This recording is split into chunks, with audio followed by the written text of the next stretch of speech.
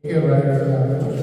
Before we sing the give thanks, we have a special announcement. Just to inform the congregation or community of El Shaddai that we officially announce Sister Remy is no longer in the council, but she will always be a member of the community. For the reason that she cannot, I think she's going to Philippines for a longer time, so she preferred to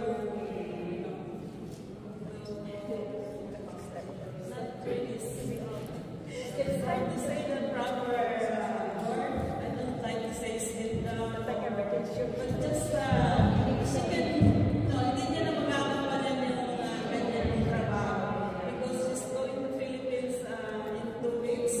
So, for 2 months or so. So, we would like, in behalf of the council and the community, we would like to thank Sister Remy for sharing, for contributing your ideas, your talents, your words, and your treasures, and everything that you have done in this community.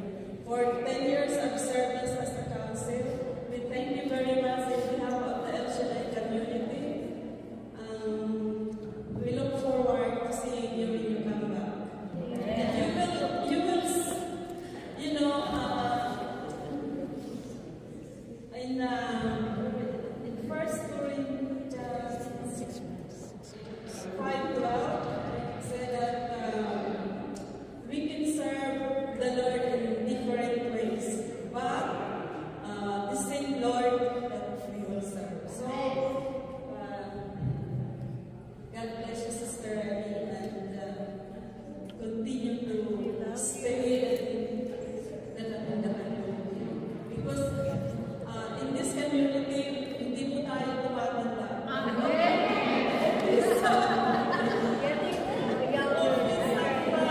Getting younger and younger. So now, brother, so you know, the honor to give her.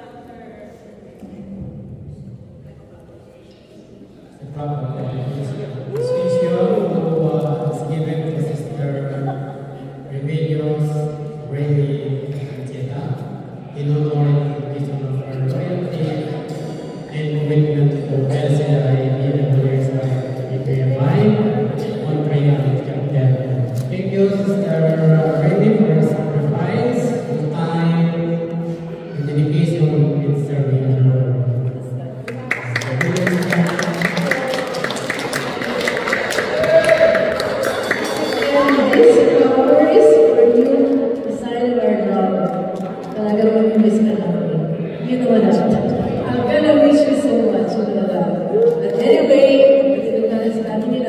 May lahat ng bagay ay may reason and may plan ng Diyos na mas mabuti. Amen?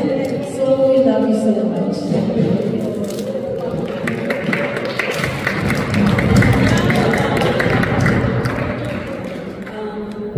Sister Adeline, please come forward.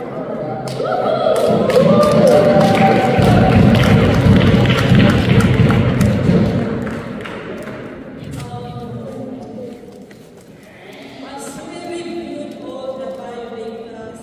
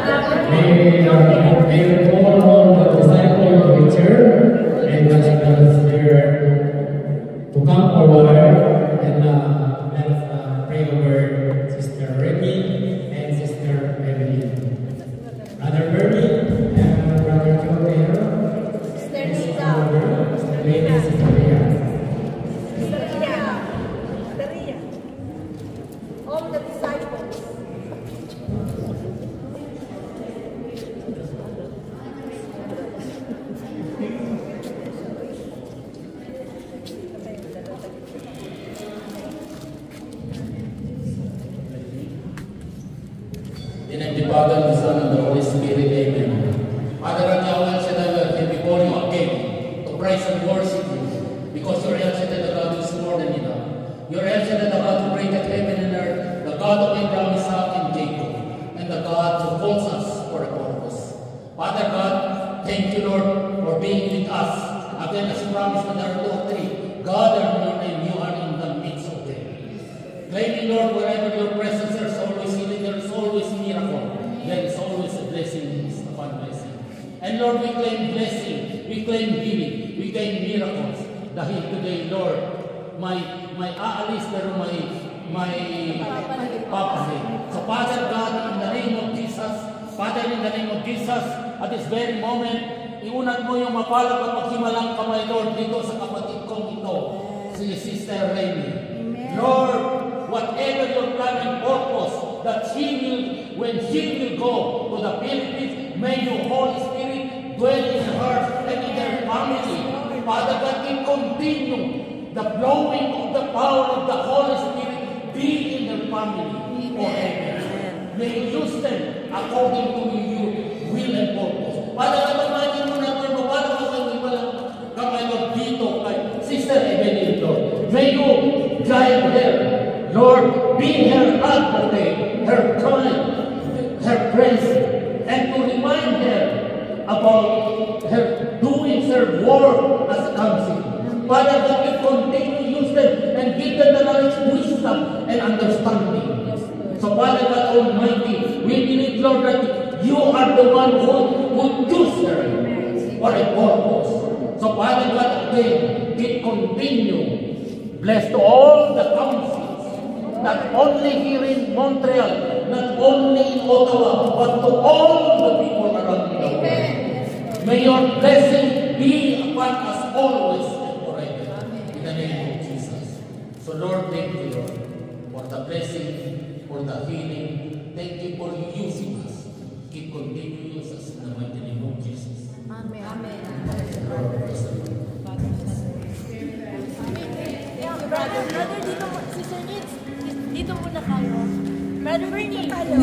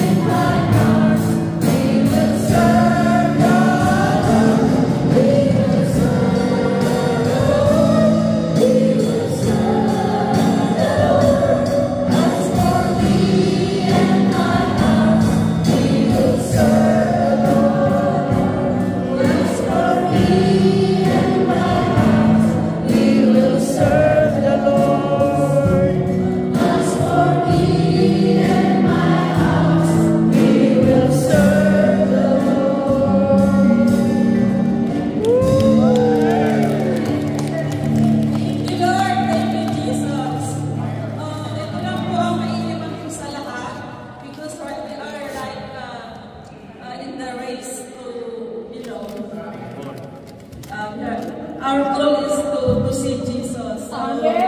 In Matthew 25:23 said, para pagdating po natin doon sa end, sasalubungin po tayo, well done, you good and faithful servant!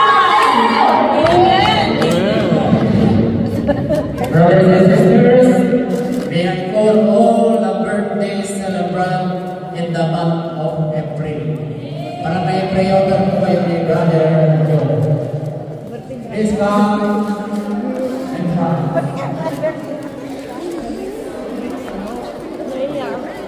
You may have the Lord in prayer.